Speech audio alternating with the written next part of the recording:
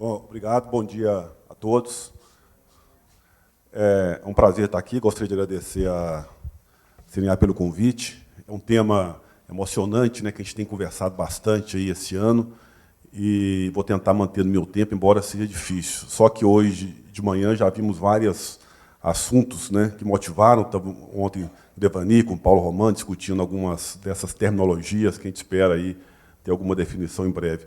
Então, a ideia da minha apresentação é passar um pouco aí por, não especificamente sobre tecnologias, mas abordar, como eu sei que tem vários estudantes, gente de fora, passar um pouco sobre essa questão da agricultura irrigada aí no Brasil, alguns desafios que a gente tem até para a produção de alimento.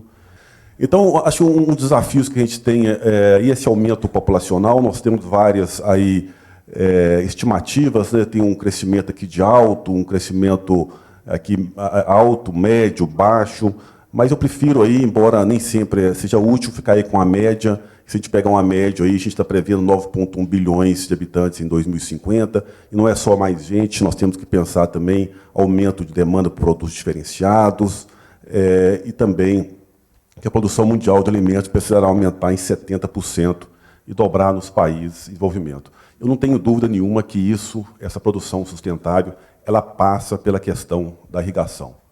Isso eu acho que não há mais dúvida.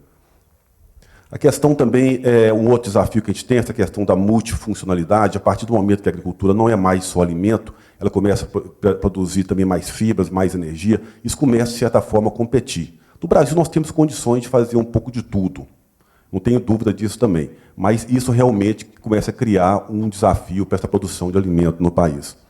Não podemos também esquecer que essa questão das, não sei se mudanças climáticas, mas pelo menos essa grande variabilidade que a gente tem, esses estresses térmicos, que isso, de certa forma, estressa o ambiente, aumenta a demanda. Então, isso tem que ser melhor compreendido. E eu coloquei esse slide ontem porque eu acho muito interessante chamar também esse debate.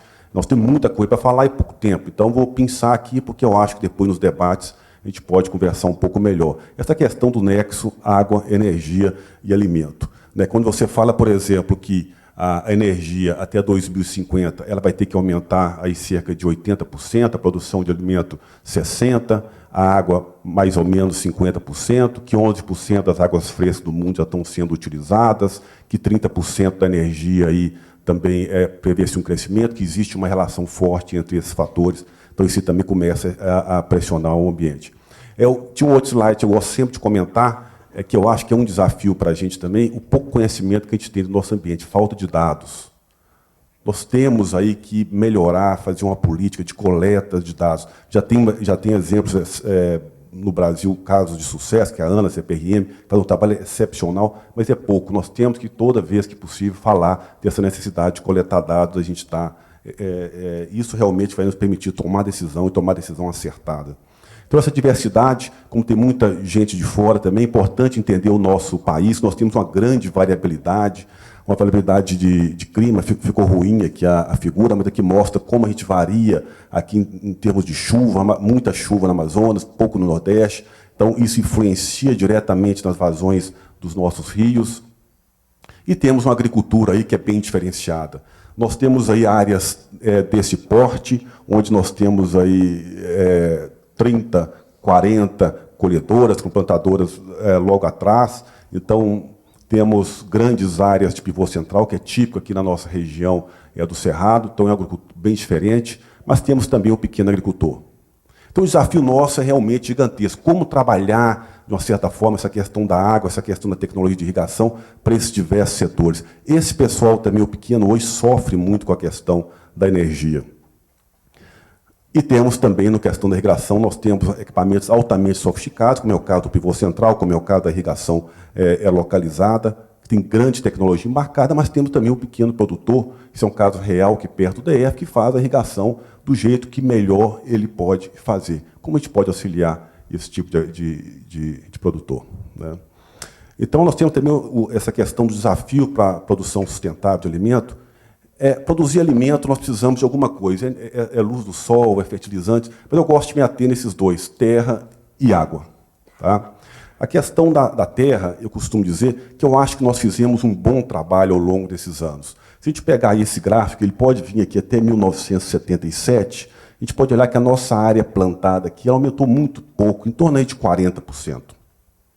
A nossa produtividade, mais de 100, produção 150, a produtividade que ele é mais de 90%.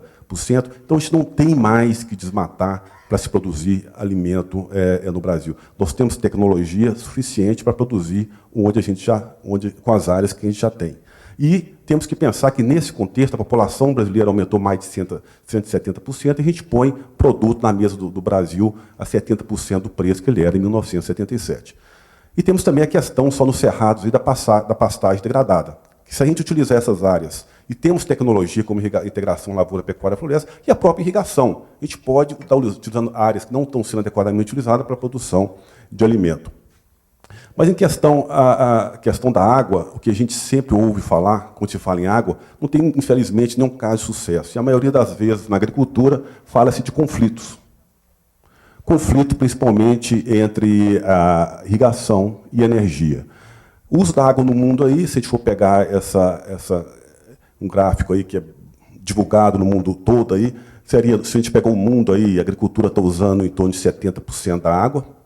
Né, pegar os países em desenvolvimento, a agricultura 30%, a indústria passa para 59%. Pegando aí os países em desenvolvimento, a gente coloca aí a agricultura utilizando 80% da água. Não tem problema nenhum quanto a isso, gente. Se o número 82%, se é 90%, desde que a água seja legalmente outorgada, tendo utilizada, não tem problema nenhum quanto a esses números. Isso aqui é uma apresentação rápida que eu vou passar, até pelo tempo ali. Uma simulação que nós fizemos, nós temos várias dessas simulações feitas ao longo dos anos para várias culturas, são 30 anos de simulação. Nesse caso, nós estamos simulando aqui um milho plantado durante 30 anos, desde 1980 até 2011, um milho de 140 dias, todo dia 1º de janeiro. Imagina se você plantasse o milho 1º de janeiro todo dia. Essa variabilidade climática, então, ela leva você a uma necessidade de hídrica diferente da cultura. Mesmo janeiro, que é um mês chuvoso, temos que irrigar. E, para se irrigar, gente, para produzir alimento, a gente precisa de água. O Cristiano não está aqui, mas eu não concordo que a gente tenha que esconder isso. Nós temos que assumir. Produzir alimento precisa de água. Qual o problema disso? Não tem problema nenhum. Desde que temos, claro, também que para produzir o quanto de alimento que um equipamento desse produz. Então, essa variabilidade é um caso de um pivô central, a lâmina de água, em função daquela variabilidade climática, ela pode variar aí de menos de 100 milímetros até mais de 450 milímetros. E não vejo. Então, se a gente pega um pivô, que é o maior pivô que a gente tem aqui na região, 530 hectares, não tem problema nenhum em dizer que esse pivô central ele utiliza um tanto de água aí que varia de 2 milhões a 260 mil metros cúbicos a 2 milhões de metros cúbicos, que dá para dar alimento de bebê para a cidade de 9 mil a 71 mil pessoas. Problema nenhum quanto a isso. Mas também temos que deixar claro o tanto de alimento que esse pivô produz. Esse equipamento de irrigação, estou dizendo pivô aqui porque é o que a gente mais utiliza. Estamos fazendo um trabalho aí junto dessas questões de simulação de pivô, que eu acho importante, é muito alimento, e para produzir alimento precisa de água. Então, o desafio que a gente tem que ter para a sociedade é quanto de alimento a gente quer produzir. Definir quanto de alimento a gente precisa, a gente fala quanto de água precisa, agora não tem como fazer mágica, né? E usamos muito pouco da nossa água. Muito pouco. Isso aqui é a disponibilidade hídrica que a gente tem aí no Brasil, nos rios brasileiros, em torno de 251 mil metros cúbicos por segundo, estamos usando menos de 1%. Se tirar, o pessoal fala que a Amazônia, tira a Amazonas fora, a gente usa menos aí de 5%. Então, a gente usa muito pouca água. Mas é claro que a gente tem as áreas de conflito. Esse é um trabalho muito bem feito pela Agência Nacional de Águas. Temos áreas que a gente tem que ter um olhar mais cuidadoso. Nessas áreas críticas, a gente tem que ter um trabalho mais cuidadoso em termos de manejo da água, porque já aponta-se alguns conflitos. A agricultura, a área total aí estima-se, constando pastagem, tudo em torno de 240 milhões de hectares. Pode definir aqui o que é pastagem plantada, o que não é, mas não vou entrar em detalhe desses números. Temos aí que o sequeiro, então, aí é 97%, e temos aí em torno aí de 3% que é irrigada. Irrigação é muito pouco no Brasil, gente. A maior parte da nossa agricultura é sequeira. E a agricultura de sequeiro, hidrologicamente, é como se tivesse uma vegetação natural naquela área. Não tem problema nenhum. Então, a irrigação é muito pequena, que é aquela que tira a água do rio e que, por algum motivo, pode trazer algum conflito. Temos também essa questão, esse é um mapa mundial. mas estamos irrigando, não vejo problema nenhum em irrigar, temos que ter o olhar crítico para aquelas bacias mais críticas, mas a eficiência nossa é muito baixa. E não é baixa só no Brasil, não, é baixa em qualquer parte do mundo. Já visitei a Austrália, não tive a oportunidade de visitar Israel ainda, mas já visitei a Austrália, já visitei os Estados Unidos. Todo lugar, essa eficiência, se você obter no geral, ela não é muito boa. Então, esse é um problema realmente mundial, que a gente tem que trabalhar isso aqui no Brasil também de uma forma melhor. Eficiência, se vocês analisarem por que essa eficiência é importante, se a gente melhorar aí essa eficiência, que no caso, eu estou pegando aí, passando a eficiência de 75% para 90% de um equipamento desse, você vai liberar um tanto de água aí para um pivô desse, que daria para dar de beber para 11 mil a 26 mil pessoas. Esse é um exemplo. No fundo, essa água vai ficar mais no sistema. Então, quanto melhor você utilizar a água aqui em cima, melhor. Então, a eficiência é importante por isso. Mas nem sempre a melhoria na eficiência leva a uma redução no uso da água, da retina da captação. Porque, geralmente, o produtor também tende a aumentar a área. Então, esse é um trabalho interessante também, eu tinha colocado outros, né, que é o impacto aqui do uso de sistemas de irrigação mais eficientes em 2 distritos da Índia. Vou mostrar só um. Então, eles fizeram isso, substituíram aquele sistema de irrigação, e eles chegaram à conclusão, por exemplo, uma redução na energia de 350 a 450 kW por hectare. Aumentou-se a eficiência do sistema de 30% a 60%, reduziu a mão de obra, reduziu o uso de fertilizante, reduziu o de pesticida em 25%. De 40% a 110% do rendimento das culturas. Aumento de 40% a 110% do rendimento. Isso só melhorando a eficiência. Aumento da renda. E os produtores, no caso cana-de-açúcar, tiveram um aumento da renda de $750 por hectare, possibilitando recuperar os investimentos aí em 1,4% dos anos. Isso é importante, a eficiência. Porque a eficiência está ligada diretamente com energia. Se você usa menos água, você está usando também menos energia. Esse é um caso do Canadá, isso é interessante também, a tecnologia ela mudou, esse é um dos primeiros pivôs centrais que tem no Canadá, esse aqui é o rendimento da cevada. Se vocês observarem aqui, nesse caso, a cevada ali por volta de 1950, o bom desses países é que eles têm histórico de produção. Eu estava na Inglaterra recentemente, visitando lá uns primeiros de 1800, então ela é 2,5 toneladas por hectare, e eles utilizavam lá 900 milímetros de água para produzir essas 2,5 toneladas. Já que isso aqui, na verdade, era uma projeção que em 2015 eles estariam aí, produzindo, na verdade, em torno de 11 toneladas por hectare e utilizando 220 milímetros de água. Então, isso é uma redução que a gente chama de produtividade de uso da água. Isso é fundamental. Você mostra aqui um trabalho de tecnologia, manejo de irrigação e também equipamento. Mas nós temos nosso caso no Brasil também. Tem um pessoal lá do Duro que a gente não pode deixar de citar. Peguei esse gráfico dos colegas da Ana, se não me engano, do Joaquim, que mostra lá um caso de sucesso.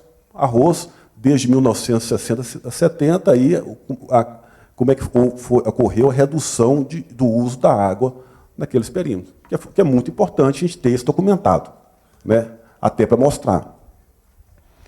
Outro ponto importante que eu trouxe aqui, tentando chamar a atenção, é porque os motivos que levam o produtor, esse é um caso especificamente do Canadá, a adotar ou não uma tecnologia que vai contribuir para ele melhorar a eficiência. Então, eles entrevistaram uma série de pessoas no Canadá e, na verdade, o 6º e 7º lugar, não sei aqui se vocês conseguem observar, eles só adotariam, esse aqui está na oposição, eles colocaram 7 questões, redução da erosão e ser capaz de irrigar mais em momentos de crise hídrica. Isso ficou lá embaixo, com poucas pessoas votando em questão de importância. Aqui vem que é fundamental importância, muito importante, importante, pouco importante. Então, isso aqui de fundamental foram muito poucas pessoas que votaram nesses 2 itens. Os outros itens é reduzir custo de água, reduzir mão de obra e reduzir perdas. Olha que reduzir o custo de água ficou em 3º lugar, com poucos votantes como sendo fundamental. Muita gente aqui como sendo importante, mas não fundamental. E, por fim, o que realmente pesou na hora de se adotar uma tecnologia que melhora a eficiência de irrigação? Melhorar o rendimento com a quantidade da produção e reduzir custo de energia, sendo que esse primeiro aqui realmente foi onde os produtores mais votaram. Será que isso é verdade para o Brasil? Mas, então, a estratégia de nós utilizarmos alguma mudança para melhorar a eficiência, ela tem que passar por onde os produtores se sintam mais confortáveis, onde eles vão realmente sentir que estão tendo o melhor retorno para se adotar aquela tecnologia. Não adianta eu, Linneu, pesquisador, trazer uma tecnologia que para o produtor ele está colocando, que eu chego para ele, ó, vai melhorar aqui, aumentar a sua área irrigada durante o período de crise, mas que para ele está classificado lá embaixo, não tem tanta importância. Então, vamos lá. Tecnologias de irrigação. Então, eu trago a importância, eu trago aqui uns testes de milho que eram feitos na Embrapa até 1994, as variedades campeã, nacional, que eles faziam aqueles testes de melhoramento. A gente mostra aí a média nacional, naquela época era em torno de 2 quilos por hectare, 2 toneladas por hectare, né? E na época a gente já tinha lá as variedades campeãs, lá em torno de 14, 16 tons por hectare. Então, olha a diferença do que é nacional do que era capaz de ter uma cultura dessa. Depois aqui eu trago a campeã, as 10 melhores, mas o importante é que esse gap tecnológico que a gente tem no Brasil hoje. Isso é fundamental, gente. Então, a gente tem gente produzindo lá hoje em torno de 12, 14, e a nossa média, naquela época, né, 2, hoje acredito que esteja em 4, podem até me corrigir, mas isso realmente é tecnologia. E uma dessas tecnologias, eu não tenho dúvida, de grande importância, chama-se irrigação. Tá? Isso não tem dúvida. E eu mostro aqui, rapidamente, nesse gráfico, até pelo meu tempo, não vou passar, mas nós temos outras simulações que a gente pode depois mostrar com mais calma. E esse gráfico aqui é uma simulação também para um ano, se não me engano, onde eu mostro em termos percentuais. Aqui é a quantidade de água necessária, no caso, irrigado. A cultura precisava de X%, como é irrigado, ela recebeu tudo que precisava. Se ela fosse de sequeiro, ela teria recebido, em todas essas simulações, que é durante todo o ano, 365 dias, aqui é janeiro, ela estaria recebendo aí 40%, 50% do que era precisa. Nesses meses que não chove, não receberia nada. E chegaria aí a receber até 80%, 70% do que ela precisa. Olha a diferença aqui em termos do que ela está recebendo, do que ela precisa, do que ela está recebendo. O que isso significa? Onde que isso afeta? Basicamente, aqui no rendimento da cultura. O rendimento da cultura irrigada continua 100%, e do sequeiro continua bem abaixo, aí, chegando aí no máximo a 80% do irrigado. Essa é a importância de explicar a contribuição da irrigação para a produção sustentável de alimento. Você não precisa aumentar a área também, que uma área que pode produzir mais, reduz o desmatamento, e isso é um dos benefícios ambientais da tecnologia. E aqui eu trago outros que não entram em detalhe, que é a questão de produtividade de uso da água, que é um indicativo muito importante para se comparar a irrigação. Eu não gosto de criar métricas para comparar entre setores, por exemplo, irrigação com energia elétrica, irrigação com uso urbano. Eu acho que isso é bom para mostrar a questão da pegada hídrica, a questão da água virtual, muitas vezes mais confundem do que trazem informações úteis. Eu acho que essa é a informação útil para se comparar dentro do próprio sistema, dentro da própria agricultura irrigada. Quanto de água se usa, quanto se produz por unidade de água utilizada. E você pode comparar as regiões, sistemas, e ver o que pode se fazer para melhorar. Temos que usar as tecnologias hoje disponíveis, que são várias. Temos a questão aí da própria irrigação localizada, utilizar mais. Não sou contra a irrigação por superfície. Eu acho que a decisão de usar um sistema ou outro ela é técnica, ela é social, ela é ambiental e ela é econômica. Ela é ambiental também. Então, acho que um sistema de superfície bem manejado, bem conduzido, dependendo da situação, ele pode ser melhor do que um sistema de irrigação localizado. Tá? Então, isso que a gente tem que ter aí na cabeça. E usar tecnologias como essa. O caso da irrigação de precisão, eu cortei alguns slides, mas depois podemos conversar com mais calma, onde a gente vai na propriedade, olha, no caso, um pivô que está empoçado. A primeira reação do técnico, não, ele está empoçado porque foi mal dimensionado.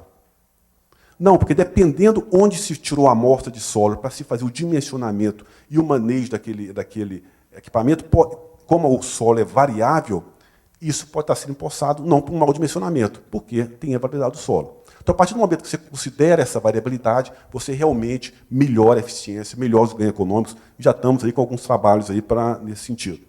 Temos também, eu acho que o painel solar. Temos essa questão da energia, ela é crucial hoje para a agricultura, e não é só no Brasil. Temos que tentar adaptar essas tecnologias. Para o pequeno produtor, não tem dúvida que é uma boa saída. Agora, como usar isso nos pivôs, na própria irrigação localizada, como trazer isso mais efetivamente? A questão do sensoramento remoto, como nós temos grandes áreas, o Brasil é um país continental, com essa grande diversidade, grande variabilidade, cada vez mais o sensoramento remoto ele chega como uma tecnologia que vai auxiliar nesse manejo da água, e manejo em grande escala. Então, essa é uma alternativa que temos que ter em considerar. Utilizar essas ferramentas de tomada de decisão para você simular a disponibilidade hídrica em bacias hidrográficas, com isso evitar os conflitos, porque a gente tem que conhecer. Para você fazer gestão de qualquer coisa, você tem que conhecer. A mesma coisa de gestão do dinheiro. O mínimo você tem que saber quanto você ganha e quanto você gasta. Então, essas ferramentas possibilitam você saber o quanto tem, saber quanto você pode usar, e com isso você reduz os conflitos. Dentro de toda essa incerteza que a gente tem no processo. E trabalhar mais com incerteza, que essa disponibilidade ela varia ao longo do tempo. Por fim, já estou finalizando, esse é o último, eu acho, que eu trago aí como o novo mapa produzido pela Secretaria Nacional de Irrigação, né, onde a gente tem um aumento aí da área potencial de irrigação de 30 para 61 milhões de hectares. Nós estamos preparados para essa nova realidade? Como que a gente vai tratar isso? Né? Como que a gente sai dos nossos 6 milhões? Existe uma ideia até de dobrar. Para onde a gente vai? Eu acho que apresentar esse resultado é interessante, mas desde que ele nos permita planejar. Ter um planejamento de longo prazo nessa questão da agricultura irrigada. Então, eu finalizo aí meu tempo. Obrigado. Está meu e-mail aqui, se alguém tiver alguma dúvida.